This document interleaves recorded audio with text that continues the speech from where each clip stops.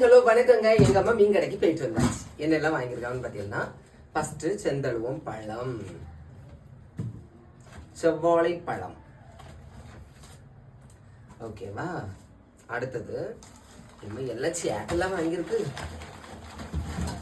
தக்காளி தக்காளி தக்காளி தாவணி போட்ட தக்காளி. ஏம்மா இவ்வளோ தக்காளியும் 10 ரூபாயா? அது கூட கிளம்புது. மீன் எல்லாம் சேர்ந்து தான் கிடக்கு. சரியா, நீங்கள் உடனே சண்டைக்கு வந்துடாதீங்க. மீன் எல்லாம் சேர்த்து வாங்கியிருக்குன்னு எல்லாம் நம்ம கழுவி எடுத்து தான் நம்ம சாப்பிட போகிறோம். கிழங்கு 10 ரூபா. ஓகே. அடுத்தது மீன் இன்னைக்கு எங்கேயுமே நிறைய வாங்கியிருக்காம பார்த்துடுங்க. எல்லாம் சேர்த்து இதில் போட்டுருவோம். என்னென்னா நண்டு கடிச்சது கொஞ்சம் வெள்ளை மீன், அது தனியாக போகும். வெள்ளை மீன், அப்புறம் நவரை பூச்சை சத்தம் கொடுக்க ஆரம்பிச்சிச்சு. மீன் இவ்வளோ 150 ரூபா பார்த்துடுங்க. ஓகேவா. இதுவும் அப்படிதான், நண்டு கடிச்சது நவரை. யாருக்குமா? நம்மளுக்கு தானே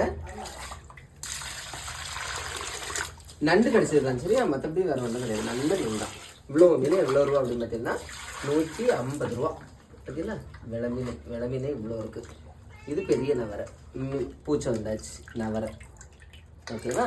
உங்கள் ஊரில் இந்த மீன்லாம் எவ்வளோ ரூபாய்க்கு கிடைக்குங்கிறத நீங்கள் மறக்காமல் கமெண்ட்டில் சொல்லுங்கள். பிடிச்சதா லைக் பண்ணுங்கள். தேங்க்யூ.